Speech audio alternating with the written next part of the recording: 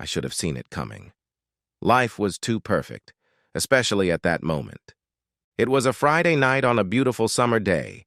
My Corona was icy cold as it slid down my throat. The Cubs were beating up on the Cardinals on the big screen, 7-2 in the fifth inning. My trusty German Shepherd, Rice, was lying to the side of my lazy boy, curled up and mostly sleeping, only waking and opening his eyes a bit when I would let out a whoop of celebration over the success the Cubs were having. With the exception of the TV and my occasional shouts of joy, the house was quiet.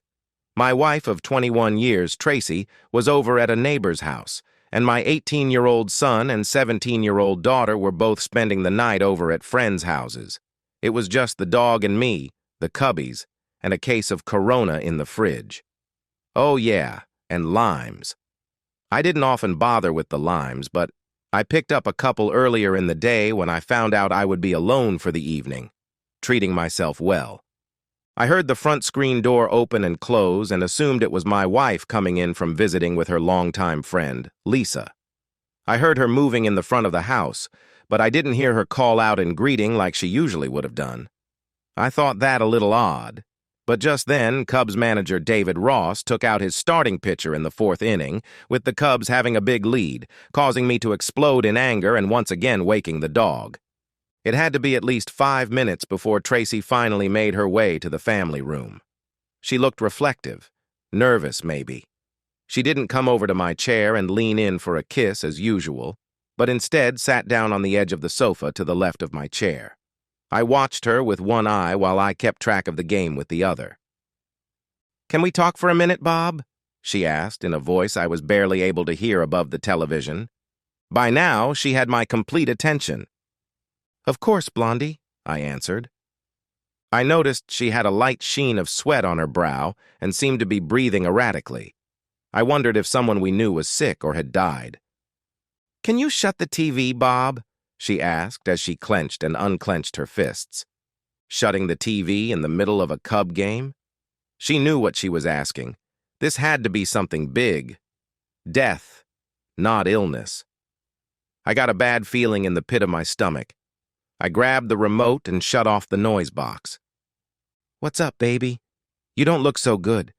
Did somebody die or something?" "God, no. Nobody died. It's just that this is very important to me, and I need to make sure you are completely listening to me." I nodded without saying anything. I had a traffic jam of bad thoughts running through my brain. We sat staring at each other for at least a half minute. Her eyes showed fear and something else. Maybe anger. "You know I love you completely, and I would never cheat on you, never go behind your back with another man, right?" This was not exactly the question I expected. Suddenly, the dinner I ate earlier in the evening and the 2 beers I had during the game felt like they wanted to make a reappearance, right there on the family room floor. I nodded again, mutely. "I'm 45 years old, Bob. I've only slept with one man beside you in my entire life. I'm still a good-looking woman. My friends even say I'm an attractive older woman. I want to sleep with another man, just once, so I can feel the thrill of a new man, a different man, one more time before you and I grow old together." What the absolute heck? I sat stock still for, I don't know how long. It sounded like a speeding train was passing right by my ears. "No, no, absolutely no!" I yelled in response as I jumped out of my chair. "Not happening while I'm drawing breath." She watched me with wide eyes as I paced back and forth. This had to be a bad dream. I must have fallen asleep in my chair and been in the midst of a nightmare. "It has nothing to do with you and me, Bob. This is all about me. My needs as a woman. Above and beyond you and our family," she said, her voice seeming to get stronger and more assured as she spoke. "I think I've been a pretty good wife and mother for all these years. I've always put the family first. This one time I need to do something for me. I need to do this to feel like a sexy woman. A woman in control of her life." "You don't feel like a confident woman with me?" I asked, realizing I sounded like a whiny loser. "I tell you I love you all the time. I think I show you that you are a sexy woman all the time. I still lust after you, and I'm pretty sure I'm not too subtle about that. You do, and I love that. But this is about something different. My ego still needs to be validated by men other than you, Bob. It's nice to be noticed by other men. It's wonderful to think that another man would want me in that way. Doesn't it make you feel good when you see a woman looking at you or flirting with you? I'm no different than anybody else. I like to be looked at, lusted after. And after all this time, I want no more than that. I would like the experience of going out on a date, wined and dined as it were, then taken and lusted after by a different man, for just one night. Not love, just lust. One night. Then I would come home to you and be yours. Be a plain wife and mother for the rest of my life. You're anything but a plain wife and mother to me, Blondie. You're my everything. I can't let you go to another man. I won't let you go to another man. You keep telling me you love me. Why don't you show me how much you love me by giving this to me? I know it's a big ask, the biggest, and it would be the ultimate gift to me for you to let me have it, she stated. No, it would be the ultimate stupidity for me to let you have that. If you really loved me, you wouldn't have even asked, I said. Have I not been a pretty good husband to you and a good father to our kids? Should that not entitle me to a free pass as well? But you had so many more women than I had men before we married. I'm just trying to even the score a bit, she said. Actually, we never discussed numbers before we were married. All we really discussed was how we both believed in fidelity after marriage. And for your information, I've only slept with 4 women in my life, including you. Not exactly a big list, I said. Oh, I always thought you had so much more experience than me. You know so much more than me. I read a lot on the subject. I want to please you as much as possible. So it's still a hard no for you then? She asked. Not only a hard no, but I'll be seeing an attorney first thing Monday morning to start on a divorce, I said as shock registered on her face.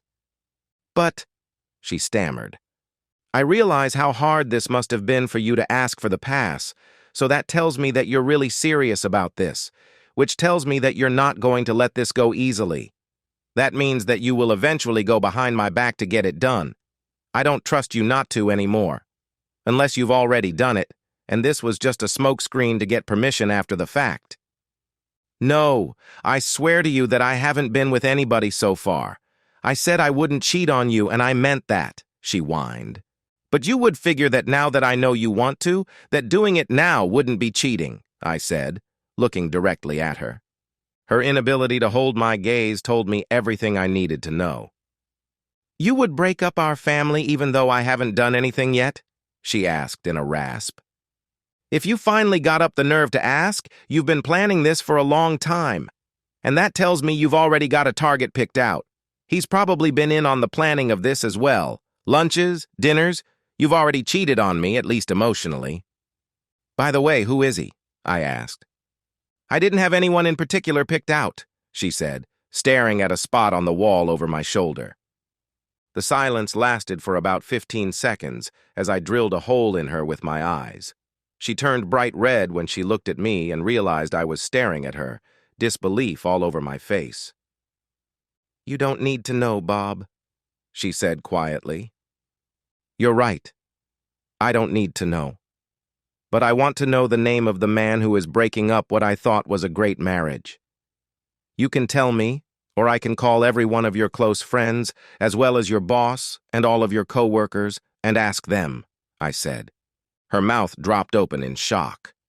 You wouldn't, she started to say. Wouldn't I? What have I got to lose? My life is in the gutter. My marriage is gone. What's a little embarrassment to me? What about my embarrassment? She shrilled.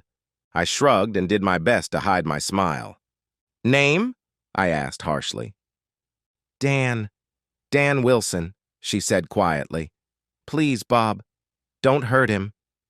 I guarantee nothing. I grabbed the remote and turned the game back on. She harumphed, sniffled back some tears, got off the sofa, and went upstairs to our bedroom. My eyes watched the rest of the Cubs game, but nothing registered in my brain. I couldn't even tell you what came on the screen after the game, but I know I sat in front of the TV for at least 2 more hours. While I think I did a pretty good job of hiding most of my feelings from my wife, in reality, I was devastated. I had absolutely no clue my wife was planning on sleeping with another man. In retrospect, I suppose I should have seen signs of her dissatisfaction with me, or her life, or whatever. In the last 3 months, Tracy had become somewhat distant, with not only me but also our children. In fact, my daughter, Sherry, was the first to notice, asking me if Tracy and I had had an argument of some sort. Intimacy between us had also fallen off, I had noticed. Intimacy 2 or 3 times a week had fallen off to once every other week, and not because I wasn't trying. I wondered if she wasn't going through some early changes.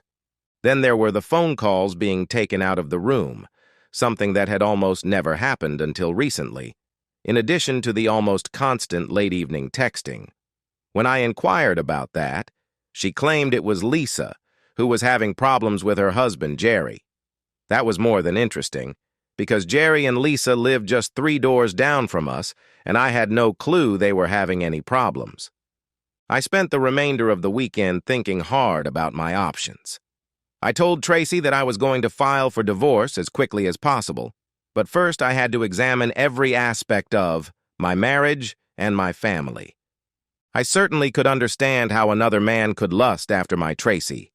She was beautiful when I met her when we were both 21, and at 45 she was only 10 pounds heavier, despite having 2 children.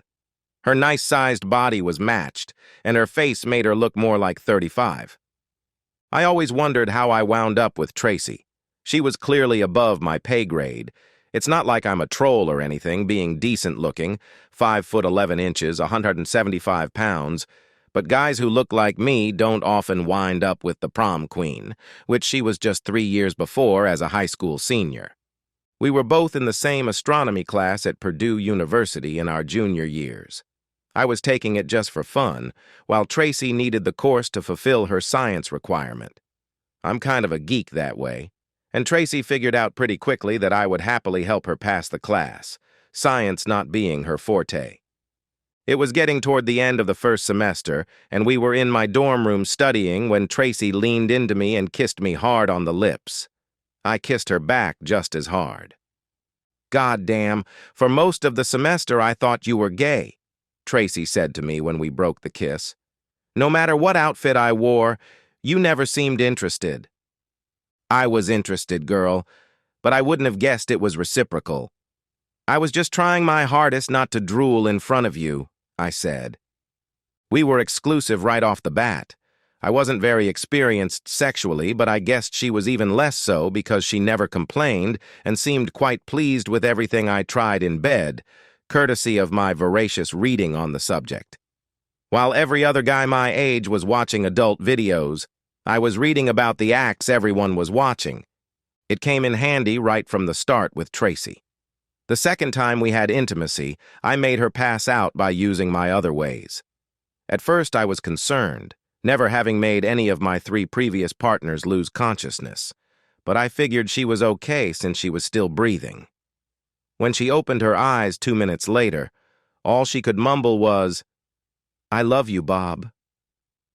We married 2 years after graduating. Our son came along 3 years later, followed by our daughter. We lived a pretty good life financially, as I was an IT guy, and she was a banker when she returned to the workforce when our youngest went to school. Our son was now getting ready to attend Ohio State as a freshman in a couple of months, and our daughter was going to be a high school senior. In 2 short years, we were going to be empty nesters. We had been discussing plans for our future, including travel, for the last several months. I had loved this woman for almost 23 years. On the one hand, throwing that away for her asking for permission to cheat seemed overly harsh, but on the other hand, I had already noted that her getting to the point of asking to cheat was a major problem. I wasn't born yesterday. I knew if she was that desperate to ask to be allowed to cheat, she would be desperate enough to go behind my back. especially since she already told me about it and didn't look at it as cheating, even though I did.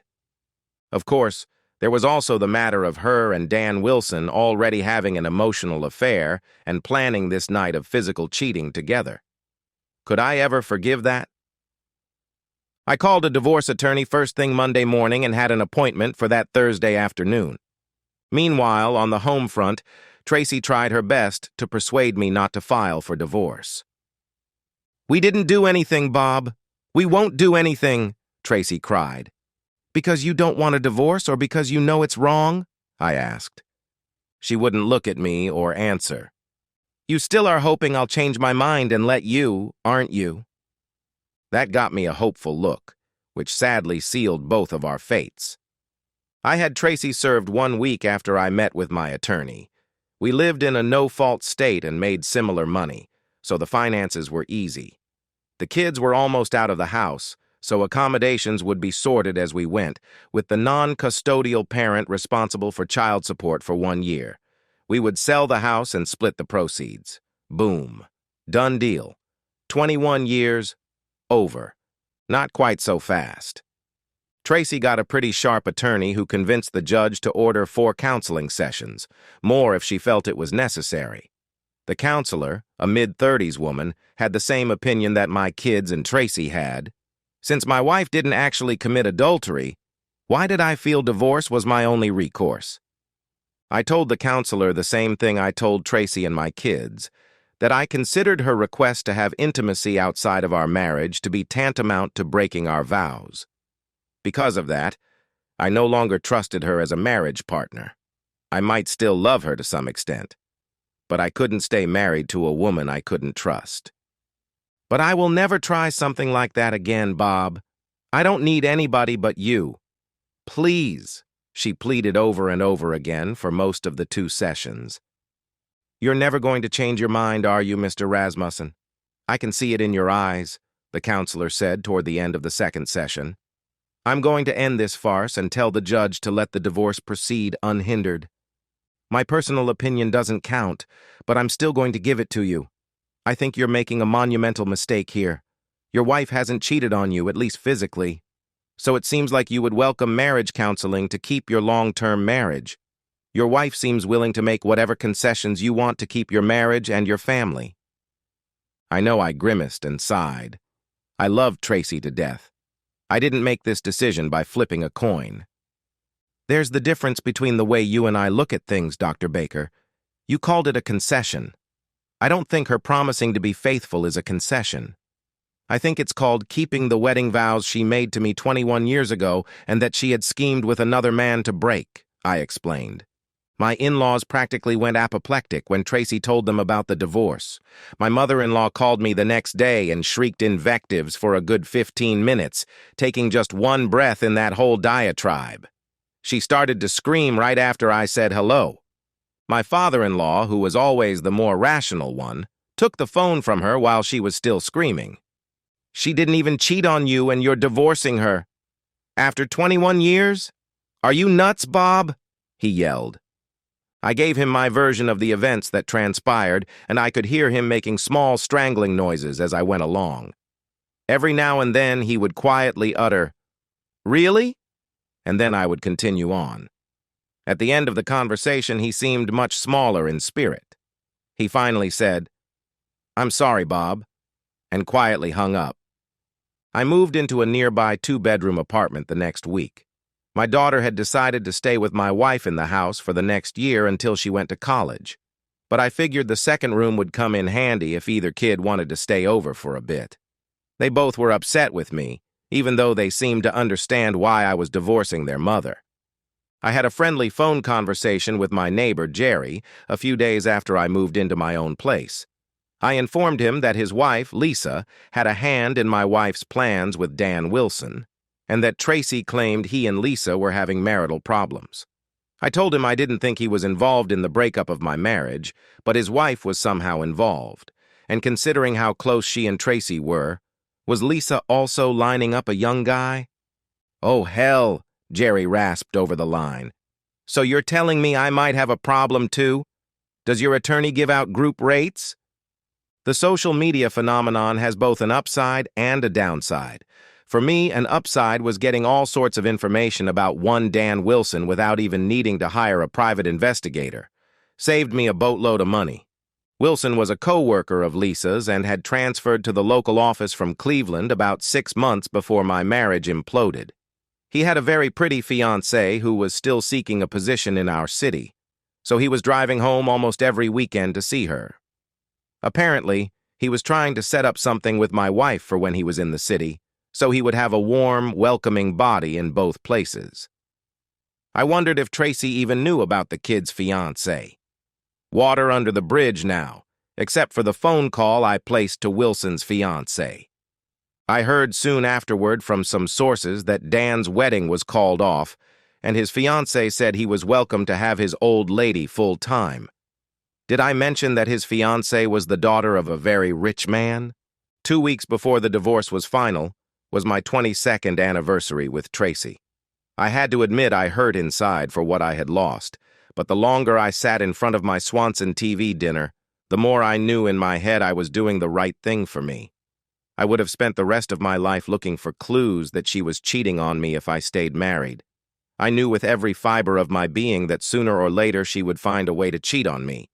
She hated to lose at anything and would see not getting her way as a loss that would need to be rectified. I sipped a shot of a single malt and was in bed by 10 p.m. Happy anniversary to me. My phone rang about 1 a.m. and I noticed it was my soon-to-be ex-wife. I thought about letting it go to voicemail, but since I was already awake, I answered the call. She wailed, obviously in the throes of pleasure. I had heard the sounds often enough to know she wasn't acting. There was more unintelligible squealing before Tracy exhorted her partner, presumably Wilson, to be harder. I should have ended the call immediately, but I was frozen in place. I listened in for another 2 minutes, long enough to hear Tracy's paramour growl out his own release. I then hung up before they started cooing to each other, wishing I was on a landline so she could hear me slam the phone down. If I had even the slightest doubt that I was doing the right thing, that sealed our fate. On the advice of my attorney, I had made it a habit to record all conversations with my wife. As I sat there with my blood pressure about to ring the bell, I hit the number for my in-laws, and when my father-in-law acknowledged his presence, I hit playback on my phone recorder app. I let the whole 3 minutes play for him, then ended the call. I was pretty sure there would be no repeats of that little one-act play in the future. Unlike my wife, I didn't avail myself of the charms of others until the divorce became official, and even then, I didn't take a woman to bed for more than a year. I'll admit that I struggled in my social life. It had been 24 years since I last dated, and since I never planned to date again, I hadn't been keeping up on the dating scene. Silly me. That proved to be a disastrous strategy because the dating world certainly passed me by like a freight train on speed. I knew some of my reluctance to date was in my head. I was afraid of being blindsided again. I loved Tracy, and I never saw what happened coming my way. Not even a hint. The one thing that was easy to see that had changed since I last dated was the attitude of the women. When I was dating, it was all one-sided. The man picked out the target. The man asked said target for a date. If said target said yes, the man chose the activity and paid for everything. Nowadays, women seem to be the hunters almost half the time, or at least have thoughts on how the date should go. Sometimes they even paid for things. There were times I felt like a dinosaur trying to chase a cheetah. The dating scene showed me that Tracy's sudden selfishness was not unicorn behavior. Along with feeling more empowered, today's dating women are definitely more self-centered. Many of them wanted theirs, even at the exclusion of their partners. If it was good for them, then it would be good for them and their significant others. Been there, done that, all fairly recently. I'm not going to complain about the physical aspects of intimacy with a 20-something woman. Okay, the first few times the women about killed me. I was pretty sure I pulled a muscle.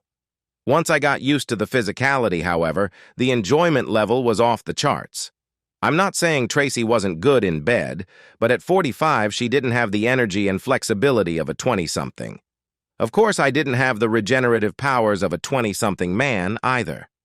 But my powers with my tongue and fingers held me in good stead while my partner and I waited for me to revive. It wasn't all about younger women, though. I dated and had women from about 25 to 55. I guess you could call me an equal opportunity guy. Still, I always looked first for women about my age, in my comfort zone, so to speak.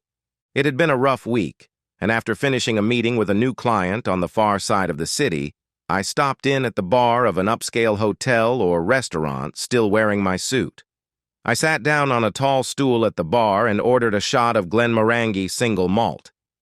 It was about 7 when I walked in, and about an hour later, a group of women from a bachelorette party took up residence at a group of tables marked reserved.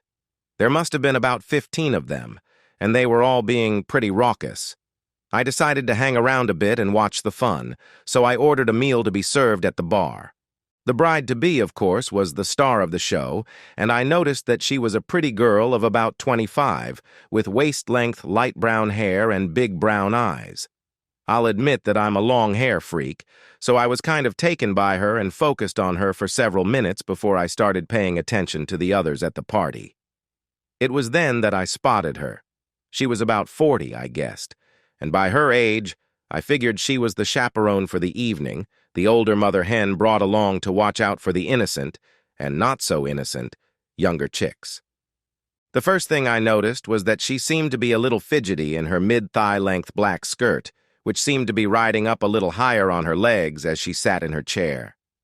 Several times in the first few minutes she tried unsuccessfully to pull the skirt down. I smiled to myself. She did have nice legs.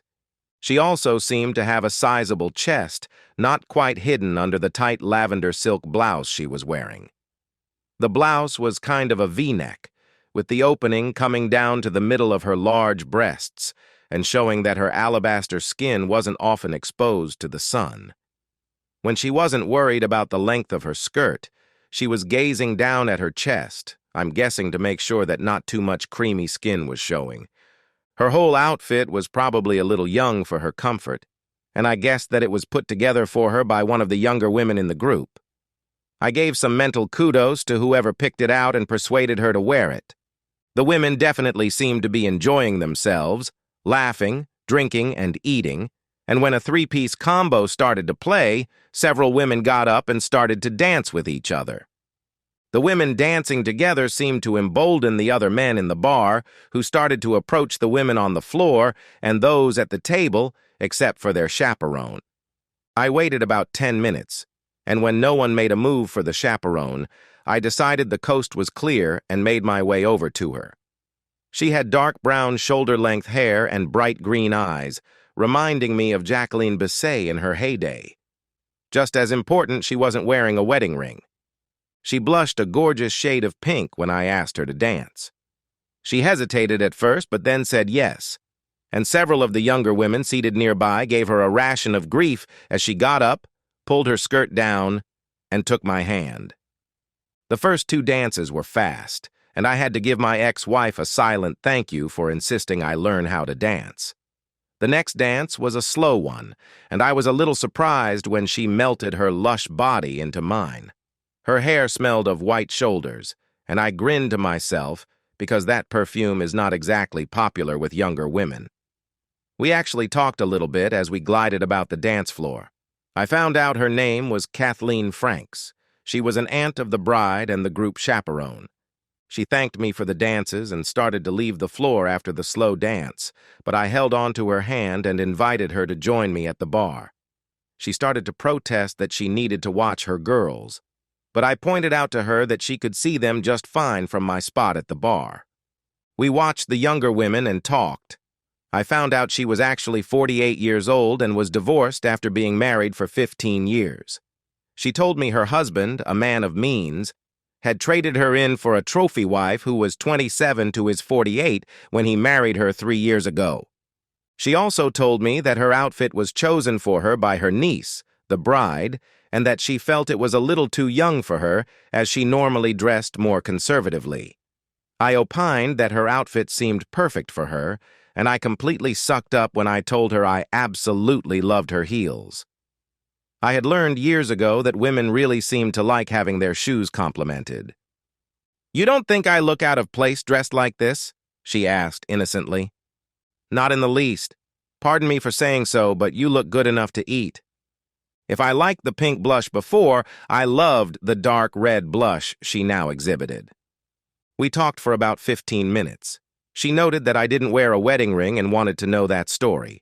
She expressed surprise when I said that my ex-wife had never actually cheated on me physically. "I'm really old-fashioned. She cheated on me emotionally and had plans to do it physically. I couldn't trust her anymore. You don't tell someone you love them, but want to have intimacy with someone else." "I get that," she answered. "Everybody has to have a line in the sand." She went back to the bridal party table a few minutes later, but was more than receptive when I again asked her to dance about 30 minutes later. This time, when we finished, she took my hand and led me back to the table with the other women, which now also had several other men. The evening was a success from my standpoint, even with the younger women being a little on the rowdy side. I was greatly surprised when Kathy invited me to be her +1 at the wedding in 2 weeks. "I was going to go by myself, but I know I'd have a better time with you. I know we've just met, but you've already met many of the girls who are going to be there too. Besides, you'd be doing me a great favor because I wouldn't be there alone looking really pathetic." "I definitely wouldn't want you to look pathetic. I would be more than pleased to accompany you to the wedding. Tell me what color you are wearing, and I'll pick the suit I have that best goes along with that." She leaned into me and gave me a quick peck on the lips. "Ooh la la," came the chorus from down the table. I smiled brightly while Kathy blushed again. I could get used to that. I sat with Kathy when we weren't dancing. During one of those times we were at the table, I kept my eyes on the bachelorette party girls, some of whom were obviously going overboard with their alcohol consumption. I'm the father of a teenage girl, so it wasn't out of character for me to be in dad mode with the young women around. When I saw a young man take one of the girls' hands and start to lead her toward the restrooms, I excused myself from the table and quickly and quietly made my way to them, getting to them just before the guy was about to push the girl inside the men's room. The youngster looked at me with disdain, obviously not being intimidated by an older guy in a shirt and tie.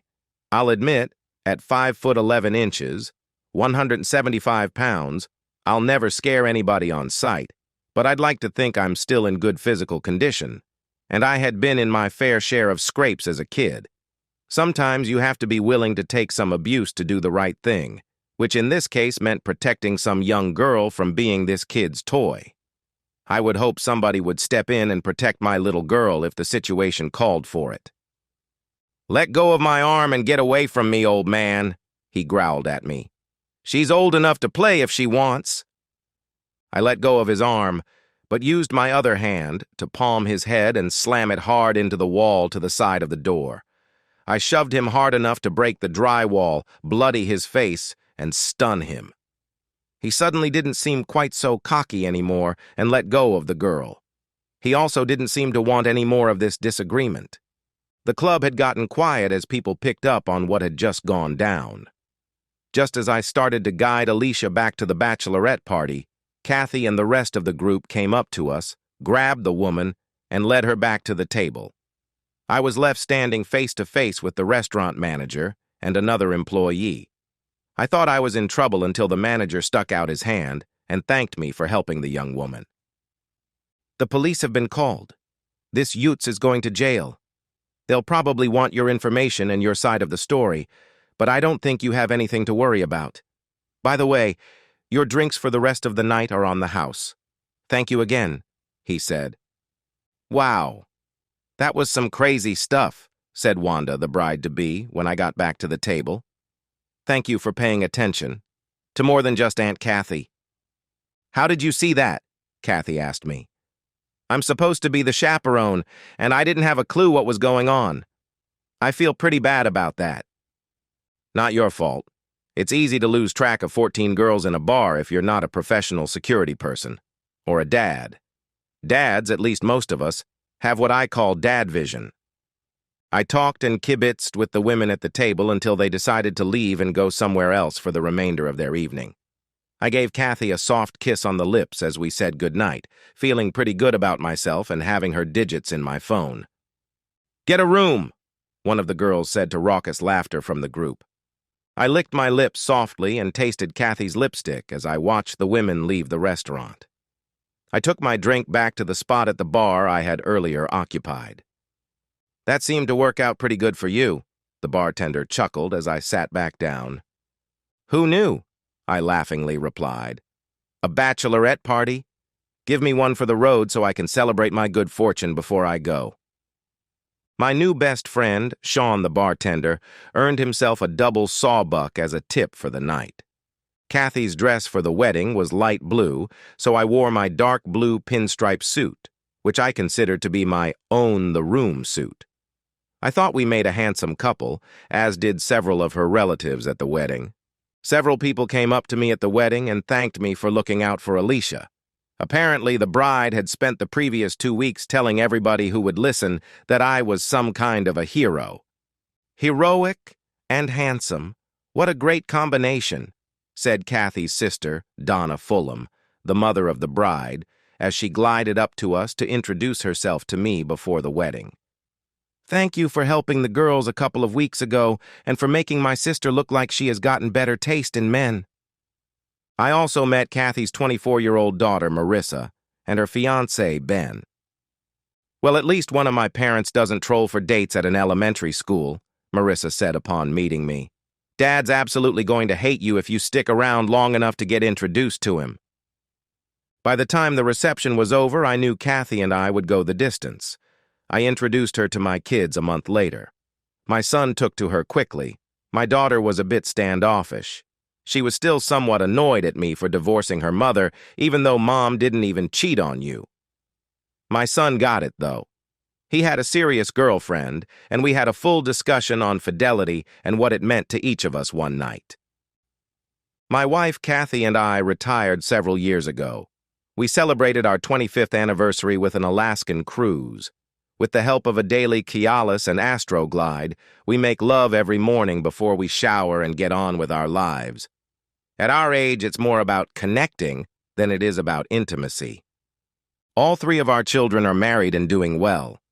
We have a total of 6 grandchildren. I've only talked to my ex-wife maybe a couple dozen times since our divorce, counting our kids' weddings and Christmas holidays. She's been married and divorced a second time. My kids tell me she blames me for her life being what it is. "I never actually cheated on him," she still tells them. "Some people just don't get it." And so, we've reached the end of today's story. Was it what you expected, or did it take a twist you didn't see coming? I'm curious to hear your thoughts. Share them in the comments below, and let's get a conversation going. If this story kept you hooked, make sure to hit that like button. And if you're new here or just haven't subscribed yet, now's the perfect time to join our community. I bring you fresh, captivating stories every day, so click that subscribe button and turn on notifications so you never miss out. Thanks for watching, and I'll see you in the next one.